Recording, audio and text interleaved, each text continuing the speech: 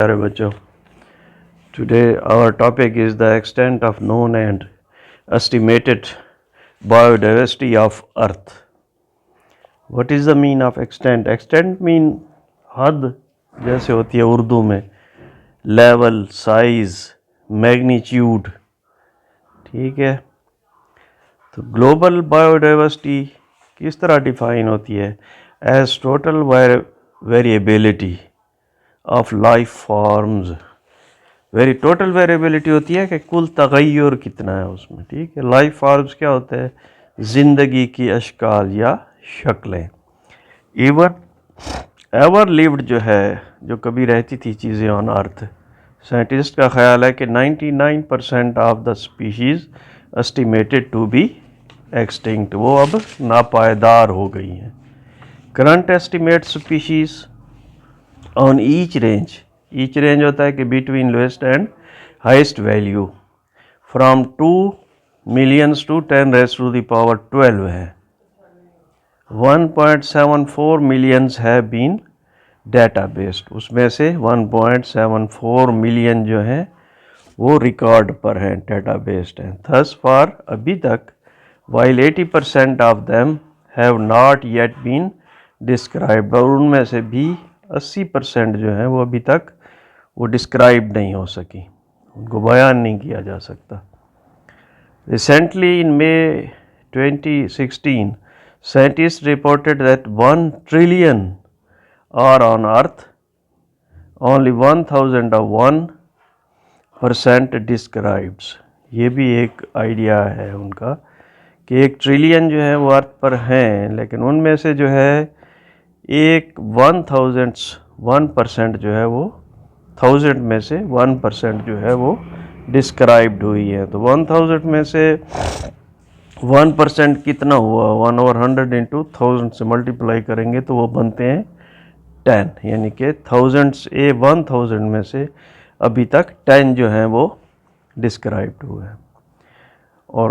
और हैं कि DNA बेस्ड पेयर्स जो हैं, ऐसी स्पीशीज़ जिनमें DNA है, ठीक है। DNA बेस्ड पेयर क्या होता है? Base pairs are adenine with thymine and guanine, cytosine से उसकी वो जुड़ी, कम्प्लीमेंट्री है उनके। On earth as global biodiversity estimated कितनी है? DNA बेस्ड पेयर्स कितनी है? 5 × 10⁻37, और उनका वेट का कितना बनता है? 50 billion turns. So estimated mass of biosphere, जो बायोस्फीयर है, ज़िंदगी का जो ये सब कुछ बना हुआ है, world wide sum of all ecosystems में जितने भी इकोसिस्टम्स है उनका सम जो है to be as much as 4 trillion carbon है। उसका वज़न क्या है? 4 ट्रिलियन कार्बन है। 4 ट्रिलियन कार्बन से मुराद है कि ये क्या है? ऑर्गेनिक है। जिनमें कार्बन होती है वो चीज़ ऑर्गेनिक होती है, और ऑर्गेनिक वो भी होती है जिसको आग पकड़ सकती है या आग लग सकती है, ठीक है। और दूसरी अदर दैन किसके हैं? नॉन मेटल के, इतने जो हैं वो ऑर्गेनिक हैं। अच्छा, इसकी थोड़ी सी एक्सप्लेनेशन है कि DNA बेस्ड पेयर्स जो मीन्स 2 कम्प्लीमेंट्री न्यूक्लियोटाइड्स। कम्प्लीमेंट्री का क्या मतलब होता है? जो तकमील करते हैं, तकमील करने वाले न्यूक्लियोटाइड्स, ठीक है। या स्पोर्टिंग, कम्प्लीमेंट्री स्पोर्टिंग भी हो सकता है, और रेसिप्रोकल भी। रेसिप्रोकल की मिसाल कैसे दें? कि जैसे आपका घर में आजकल दरवाज़ों की जो चिटकनी लगी होती है, जब आप उसको बंद करते हैं और ऊपर की तरफ पुश करते हैं तो वो क्या हो जाती है? उसकी रेसिप्रोकल हो जाती है, ठीक है। न्यूक्लियोटाइड्स क्या हैं? इनको building blocks of nucleic acid के बिल्डिंग्स ब्लॉक है न्यूक्लियोटाइड्स हैं। और न्यूक्लिक एसिड कहता है क्या है? नॉन फॉर्म ऑफ लाइफ, ये ज़िंदगी की अलामत है, ठीक है। According to other scientist 1.9 millions are extant, मौजूद हैं species, but scientist believe that 20% are synonyms हैं। उसी 1.9 मिलियन में से साइंसदानों का ये ख्याल है कि 20% जो है वो साइनोम्स हैं। साइनोम्स माने क्या होता है? कि हम मैनी हैं या मुतरादिफ हैं एक दूसरे के, उनसे मिलती जुलती हैं, ठीक है, या नियरली सेम एज अदर, तो वो मशकूक हो गई गिनती में। लिहाजा अब कितनी बच गई हमारे पास, 20% है ना साइनोम्स, 20 ओवर 100 इंटू 1.9, ये हमारा 0.38 बनता है। और फिर इसी को जो है साइनोम्स को इसमें सब्सट्रैक्ट करते हैं 1.9 में, तो 1.5 मिलियंस वैलिड हो गई है। टोटल वैलिड्स आर 1.5 मिलियंस स्पीशीज़ हैं। इन 2011 बाई PLOS बायोलॉजी, PLOS एक जर्नल है रिसर्च का, जो बड़े हाई पैमाने की जो है बड़ी वैलिड किस्म की जो है वो रिसर्च जो है वो उसमें पब्लिश होती है, ठीक है। एस्टिमेट स्पीशीज़ आर, उनके हिसाब से जो है PLOS जो है जर्नल, उसकी कितनी 8.7 मिलियंस, उसमें क्या है यूकैरियोटिक है, वो कहते हैं 8.7 मिलियन स्पीशीज़ क्या है यूकैरियोटिक। यूकैरियोटिक कौन होते हैं, ऐसे ऑर्गेनिज्म जिनमें DNA होता है, जिनका कोर क्या होता है DNA होता है, स्पीशीज ऑन अर्थ पाए जाते हैं। इसी तरह से एक और आइडिया है कि 2013 में जो पेश हुआ कि estimated 5 ± 3 millions extent species on earth, मौजूद हैं स्पीशीज, या वो 8 मिलियन हो सकती हैं या वो 2 मिलियन हो सकती है, ये भी एक आइडिया है। 250,000 फॉसिल स्पीशीज़ हैं, 2,50,000 फॉसिल्स। फॉसिल्स क्या होती है, हमेशा वो चीज़ जो खोद कर निकाली जाए पहाड़ों से या ज़मीन से जो है, उनको फॉसिल्स कहते हैं। तो कितनी स्पीशीज़ हैं, 250,000। It is believed A small proportion of them have ever lived, उसमें से कुछ ऐसी भी हैं जो हमेशा कभी रहती थी, वाकई जिंदा होती थी इधर जो है हमारी अर्थ पे। Biodiversity is affected by extinction, किससे कम होती है, ये बढ़ती है या कम होती है या तब्दील होती है, या तो एक्सटिंक्शन से नापायदार हो जाती हैं, और किससे, स्पेसिएशन से होती है। स्पेसिएशन टर्मिनोलॉजी है जिसकी डेफिनेशन है कि speciation occur when A group with in A species, जो आपके पास मौजूद है स्पीशी, विद इन उसी में से सेपरेट्स हो जाती हैं from other members of its species, अपनी ही बिरादरी के जो और स्पीशीज़ होती हैं उनसे सेपरेट हो जाती हैं, and develop its own unique characteristics, और अपने अंदर जो है और किस्म के जो है यूनिक मुख्तलिफ़ किस्म के, ठीक है, कैरेक्टरिस्टिक्स अपने अंदर बना लेते हैं। आजकल की मिसाल देखें, जैसे कोविड-19 आया है, तो पहले जब ये आया था साल 1.5 साल पहले, तो उसमें क्या था, उसके जो कैरेक्टरिस्टिक्स थे डिफरेंट थे, ठीक है, और अब जो है वो उसमें चेंजेस आ गई हैं। चेंजेस किस तरह से आते हैं कि ये उनके अंदर अमाइनो एसिड्स होते हैं, या उनकी कमी पेशी हो जाती है, या उनकी अरेंजमेंट बदल जाती है, तो उनके कैरेक्टरिस्टिक्स जो हैं डिफरेंट हो जाते हैं as compare to their previous parents जो होते हैं, ठीक है। तो इसको क्या कहते हैं, स्पेसिएशन कहते हैं। तो अब जो कोविड है उसमें स्पेसिएशन हुई है, तो लिहाजा उसके जो असरात हैं या अब उसकी अपनी खसूसियात जो है वो चेंज हो गई हैं, और इवन उनके अटैक से जो है जो पेशेंट पे होस्ट जो है उस पर जो है सिम्टम्स आते हैं, तो वो भी डिफरेंट होते हैं उसकी निस्बत जो 60-1.5 साल पहले यही कोविड जो था। नेक्स्ट जो है extension rate varies among taxa, ठीक है, टेक्सा के पर जो है उसके एक्सटेंशन रेट मुख्तलिफ होते हैं, ठीक है।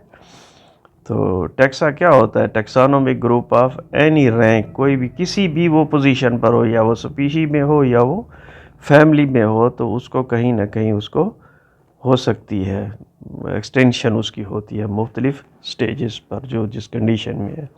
अप्रॉक्सीमेटली 1 एक्सटेंशन जो है पर मिलियंस पर ईयर होती है। अंदाज़ा यही है कि एक एक्सटेंशन जो है 10 लाख पर हर साल मुमकिन है। एक्सटेंशन नापायदारी जो है उसमें, या उसका गायब होना या ख़त्म होना क्या रेट है, ऐसे अप्रॉक्सीमेटली जो है अंदाज़ा है, ऐसे गैस है कि वो एक जो है वो 10 मिलियन यानी कि पर मिलियन, 10 मिलियन पर हर साल में एक मुमकिन है, ठीक है, जो आम स्पीशीज़ है।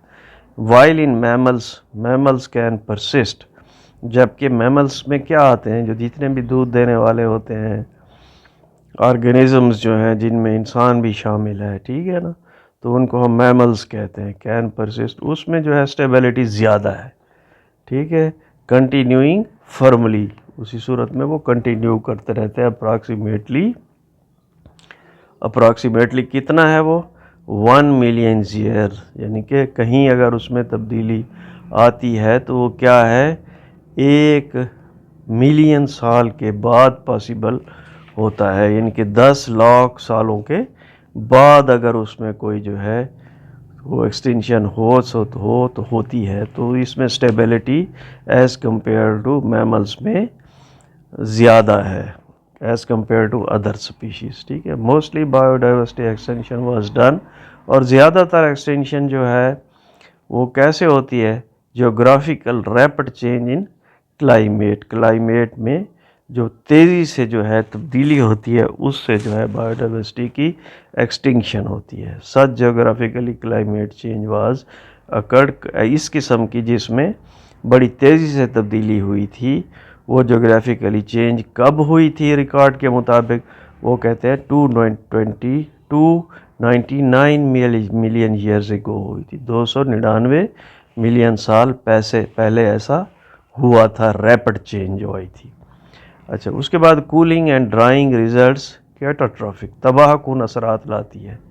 रेन फॉरेस्ट होते हैं, ठीक है, फॉरेस्ट रिच इन बायोडाइवर्सिटी, काज किस में हुआ, किसके मूजब बने, लॉसेस स्पेशली एम्फीबियंस के, किसके लॉसेस हुए, किसकी तबाही ज़्यादा हुई, किसकी एक्सटेंशन ज़्यादा हुई, तो वो क्या हुई, एम्फीबियंस कौन से जानदार होते हैं, वो होते हैं जो खुश्की पर भी रह सकें और पानी में भी रह सकें, ठीक है।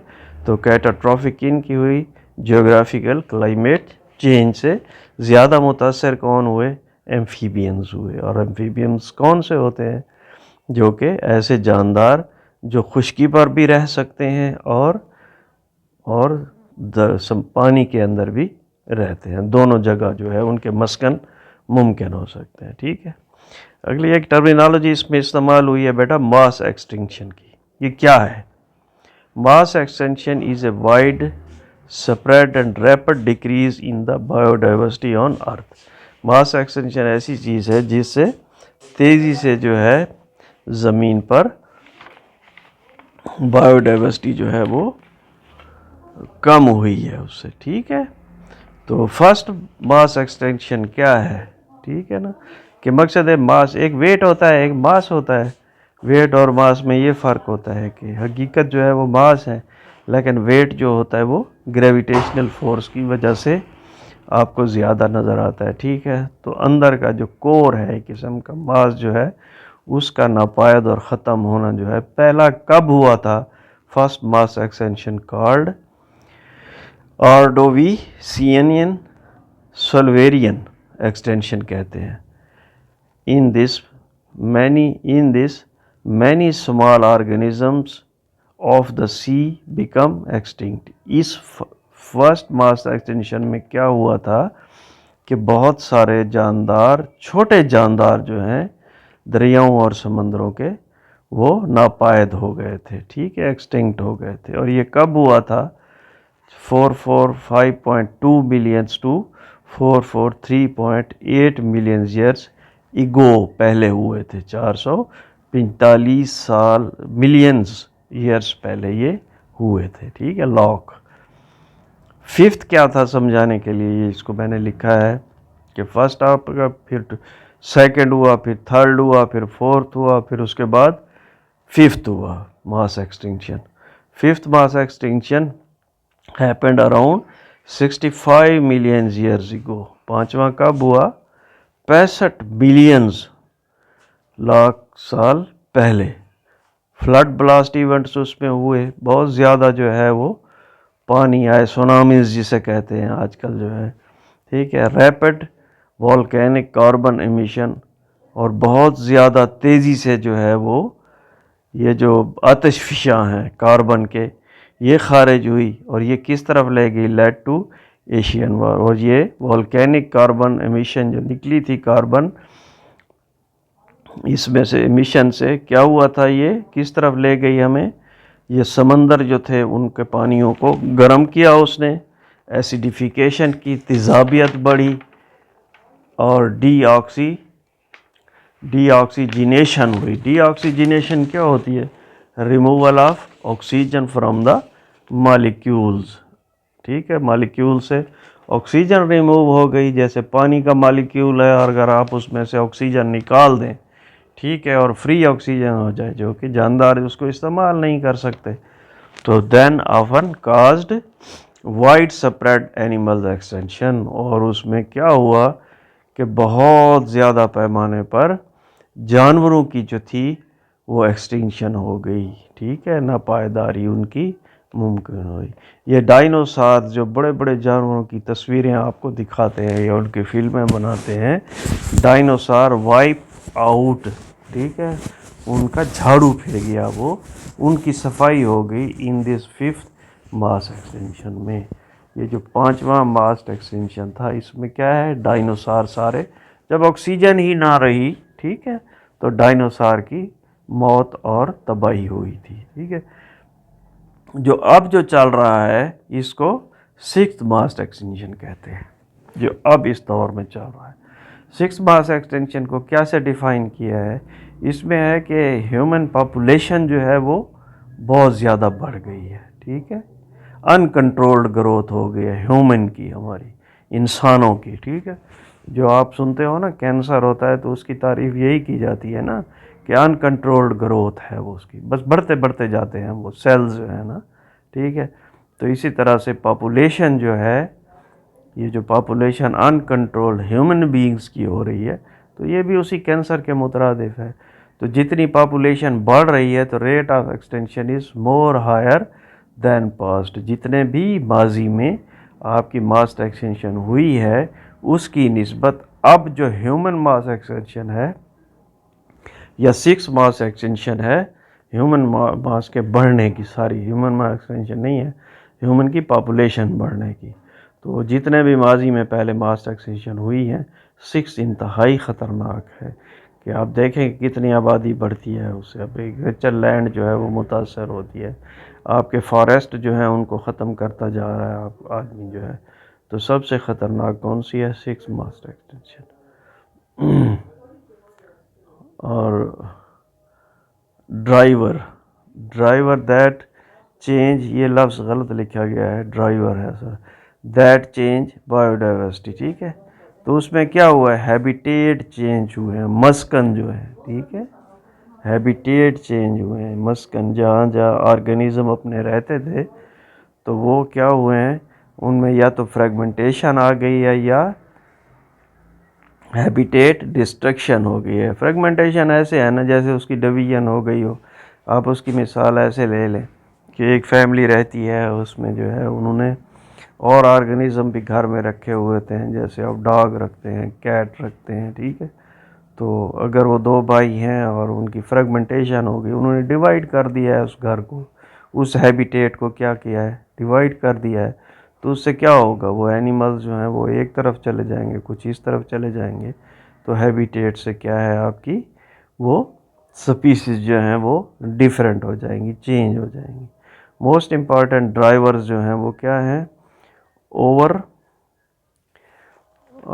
ओवर एक्सप्लॉइटेशन जो हम करते हैं। ठीक है, उससे जो है वो आपकी स्पीशीज़ जो हैं वो एक्सटिंक्शन होती है। ठीक है, पॉल्यूशन बढ़ जाए तो उससे होती है। इन्वेसिव स्पीशीज़ जो है, ठीक है, जो ख़तरनाक स्पीशीज़ हैं उनके आने से भी बढ़ती है, क्लाइमेट चेंज से भी होती है। 40% of forest and ice free habitat, जो 40% जो फॉरेस्ट थे, पहले जंगलात पाए जाते थे दुनिया में, वो या ऐसे हैबिटेट जहाँ बर्फ़ नहीं थी, ऐसी जगह थी, have been converted to crop land. वो अब क्या हो चुके हैं, तब्दील हो चुके हैं, किस में, एग्रीकल्चर में, क्रॉप लैंड में, एंड पास्चर्स बना दिए हैं या उनकी चरागाहें जो हैं वो बना दी गई हैं, ठीक है। तो इस तरह से जो हैबिटेट जो हैं, जो मस्कन थे परिंदों के, जानवरों के और लाइव स्टॉक के, वो सारे डैमेज हो गए। उससे जो है वो जहाँ रहते थे वो जानवर वगैरह, वो मस्कन सारे तबाह हुए और उनसे जो है एक्सटिंक्शन हो गई और स्पीशीज़ जो है वो ख़त्म होती चली गई। ठीक है बेटा, अल्लाह हाफिज़।